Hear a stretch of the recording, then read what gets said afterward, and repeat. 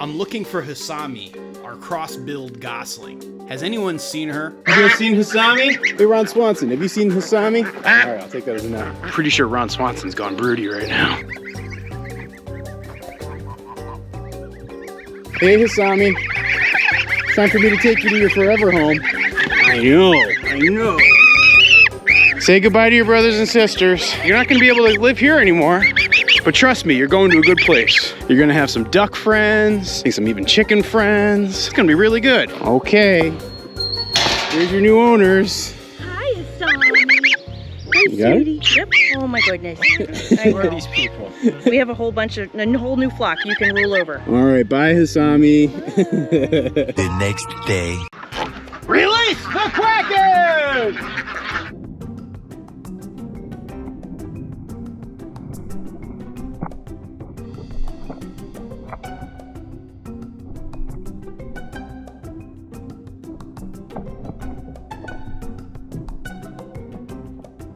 How you doing this morning there, Abby Dog? You're doing so good lately. Yes, I will admit, I was sad to see Hasami go yesterday. I know she's going to an outstanding home, and it's for the best for her. But I will admit, I'm getting a little bit attached to that little gosling. Did you miss Hasami? You got all muddy there, buddy.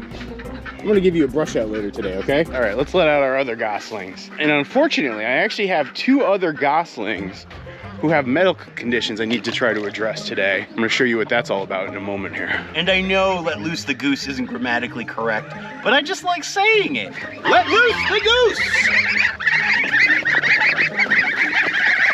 Hello, my little ones, how are you doing? Good to see everybody this morning. Yeah, these guys are growing up really well. For the most part, most of them are really healthy and doing well. But I actually have noticed that there are two goslings who are developing a problem.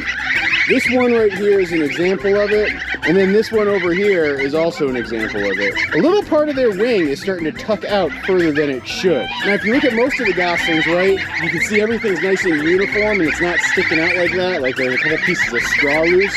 That's because this one has a condition known as angel wing. Generally speaking, when it comes to geese and angel wing, it can develop for really two reasons. Number one is diet. When they're in their teenage years and they're starting to develop their blood feathers, too much protein will make the feathers develop and become too heavy. And so their wings end up being unable to support the wing. But then other times, angel wing can develop because of genetic reasons, and they can just be genetically predisposed to it. Because I'm very careful with the diet of my goslings, As well as the fact that I have, 22 goslings here that were all hatched at the same time and have eaten exactly the same diet for their entire life. But I've got two goslings specifically that have this problem. that would actually lead me to believe that my issue is probably genetic. I have seen angel wing pop up, I don't know, once or twice before in the past with a few of the goslings. Sometimes I've been able to correct it, other times I haven't. I usually try to make sure that the goslings that have angel wing don't breed. I'm also trying to root out which of the parents are the ones that are passing it down. What I've actually come to determine is that it is from the female pilgrim geese that I have. And if you look at her, right, she's a female pilgrim goose, and she's a female pilgrim goose. And so that's honestly my best hunch. But all of that said, it doesn't mean that they can't be saved or helped. And in today's video, what we're gonna try to do is actually help them out. I have a roll of waterproof medical tape here, and that's gonna be what I need to use to do it. But before I can do that, first I need to separate these goslings out. Abby, are you playing with your friend Molly Murder Mittens over there?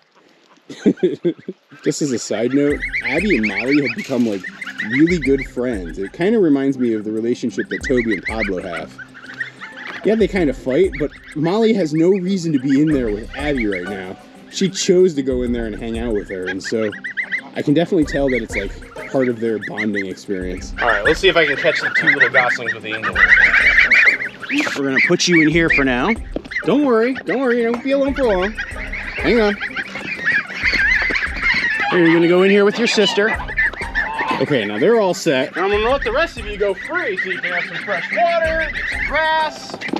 Out you go. These guys made a beeline to the green stuff. They're actually settling in here really well. I'm very happy to see how they've gotten acclimated.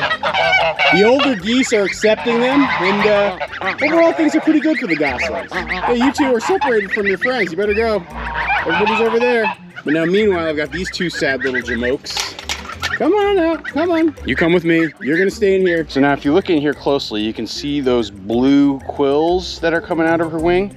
Those are the blood feathers, and they're just starting to form. I'm catching this really early, so I'm gonna be very hopeful that I'm able to correct this for her for the long term. Now to correct it, I like to use waterproof medical tape, because again, there's our goslings, and they're guaranteed to get wet. And this method pretty much also works exactly if you were gonna try it on like a duck, because it happens to ducks too. I find that it's better to use shorter strips than like giant long pieces. What I'm gonna do is take the feathers and tuck it under her wing, kind of like this, and tape it here like this, just like that.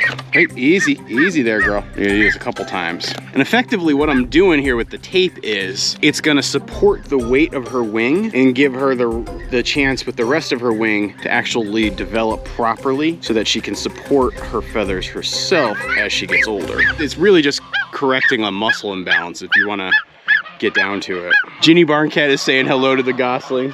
I know, Ginny, this is usually your place to hang out, but meanwhile we got this strange little bird hanging out here. The goslings are now too big for Ginny to like try to want to fight or attack, but she is very curious about them. And now I've only done it to the one wing because on her other wing, you can see it's fine.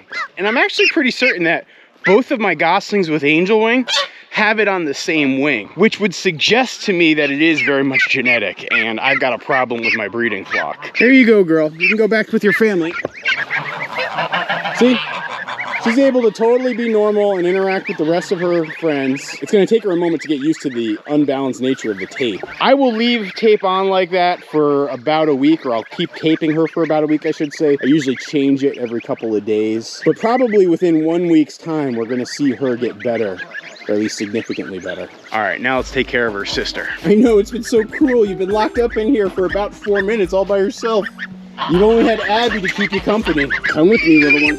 We're going to our operating table. It's like identical, and it's on the same exact wing as the other one. Smaller murder mittens, what are you doing? You're blocking the camera shot. The good folks at home are trying to learn how to fix angel wing. Meanwhile, they're just looking at your beehole. Come on.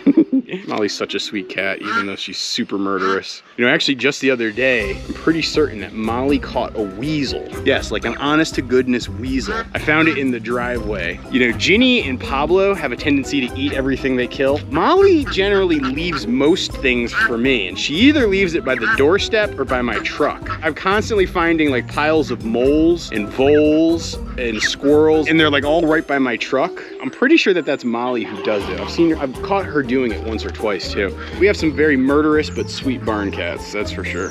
Oh, hang on, sweetie, you're almost done.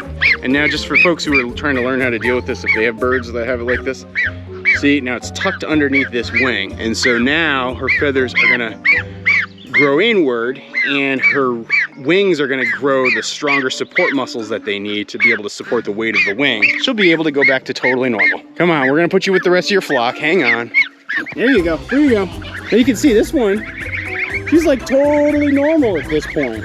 She's walking around like a regular old goose. She's already gotten used to it. I think she's gonna be just fine. Don't you, Toby? Now, like I said, this is gonna be something that takes about a week. Good morning, weird chickens.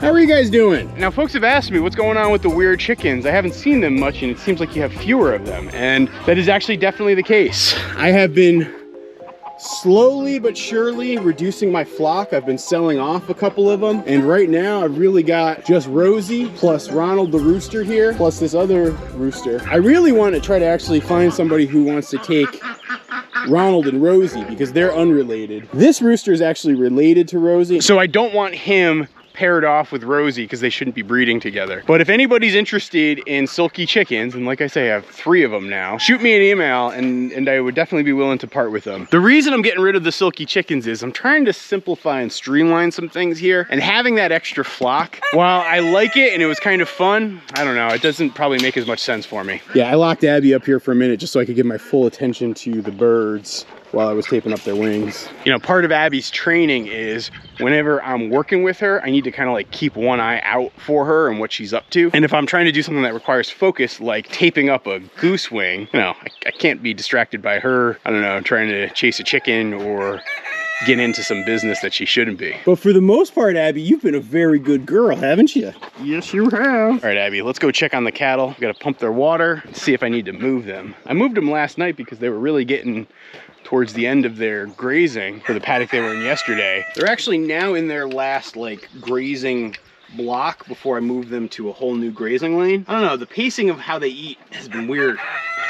I'm sure part of it's just me still figuring out kind of what they need, as well as the fact that kind of the quality of the forage that they have to graze keeps changing as the season goes on. And a lot of this is me really learning the art of how to graze animals. I feel like I'm picking it up, but I'm still definitely learning. Come on, Dabby Doo, let's go see the cattle. I mean, actually, I don't know if you guys can see them way back there. You can see they're all up on that back lane.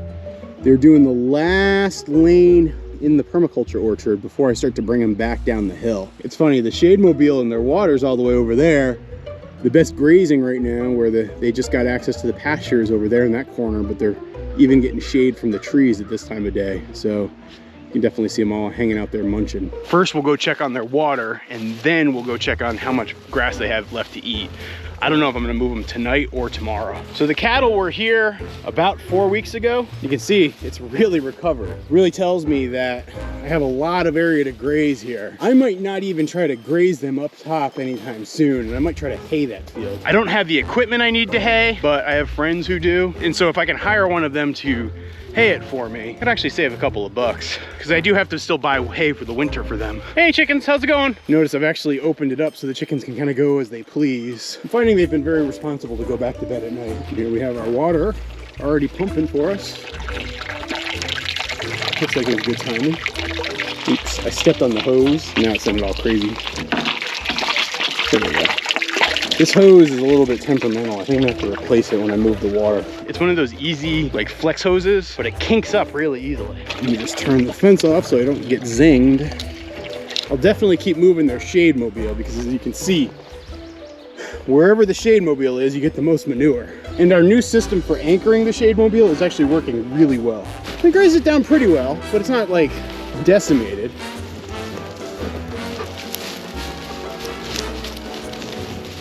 Walking with my dogs through the pasture, it's a great feeling. You keep marking that territory there, Toby dog. They definitely have a fair amount of grass to graze. This was the end of yesterday's section, and then this right here is actually the start of today's section. So yeah, I'm not gonna move until tomorrow morning. Yeah, Abby, we're not moving them. Let's go check on our animals, huh? My work project for later today is I'm gonna continue working on the fence up there. I've pretty much gotten all of the posts in, like the corner posts, and now I gotta just do the in-betweens. How's my moo crew doing, huh? Most of my calves are in place. Like you can see, Jimi Hendrix and Belinda Carlisle, they're right where they should be. But my two little ones are still able to sneak underneath and look like they're getting into trouble. Come on, you two Wonder Twins, let's go. Wonder Twin powers, activate! Back in with your mommies. Come on. Look how tall the grass is. There you go. I have the occasional escape with them, but for the most part, they're grazing well. They seem very happy and they seem very healthy. One of the things I'm gonna do as soon as I finish fencing in the pasture is I have to build a handling area for them, because we're gonna start to do vet checks. And I'm still trying to figure out, am I gonna get a bull and try to breed these gals again? Probably in like the August, September time-ish period, when I wanna start breeding them. Or will I do artificial insemination?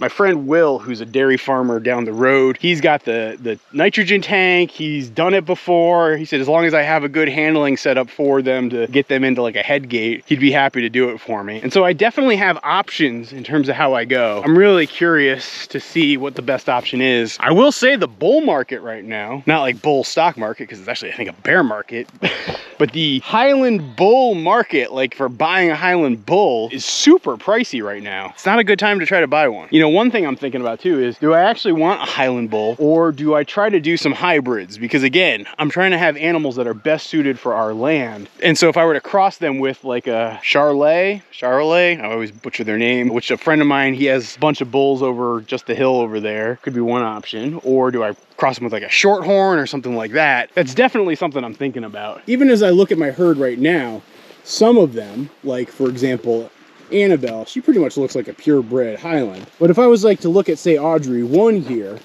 I mean, just look at her face and how it's shaped and what she looks like. I would not be shocked to find out that she's like half, I don't know, Black Angus or something. Of course, her son, Jimi Hendrix, who's right over there and Toby's sniffing with, he's actually I don't know, probably 3/4 or more Highland, and so he really looks like a Highland. Let's get back down. I don't want my water to overflow, so I do have to shut the water off. He's always looking at Toby with wonderment. Like, how are you so brave around the cows? Abby, I can smell the cow poop on your breath right now. Woof, kicking. Hey, Abby, do you want to go hang out with your friend Joey Ramone? He's right over here.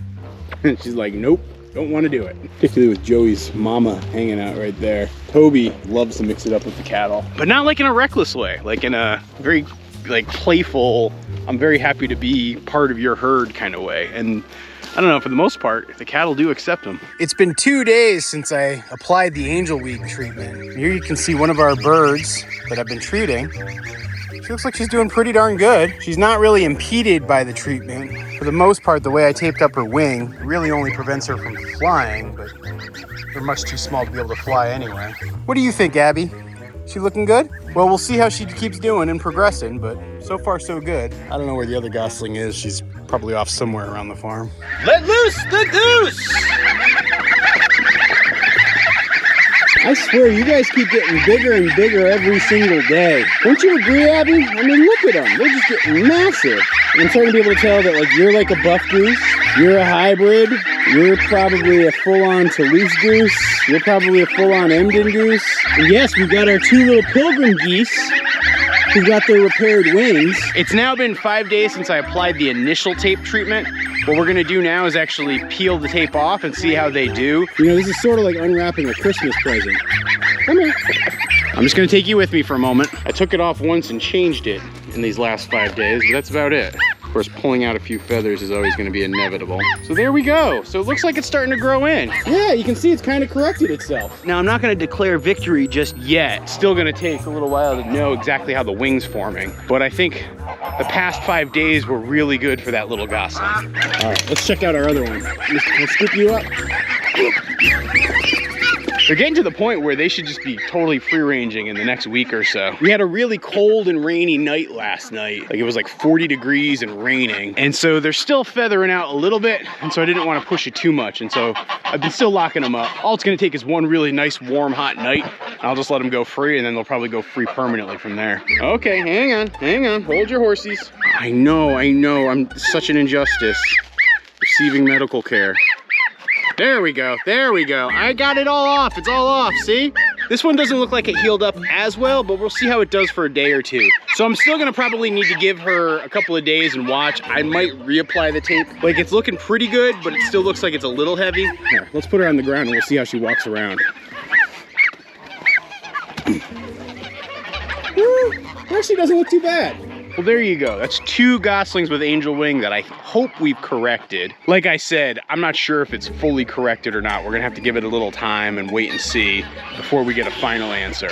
Also, for those of you guys wondering, my friend Jess checked in with me and, you know, let me know how Hasami's doing. And based on the footage that Jess sent me, she's fully settled into her new place and she's looking pretty happy, and I think we've got a happy ending story there as well. I don't know about you guys, but for me, it always warms my heart when I see great gosling stories. Thanks for watching, everybody.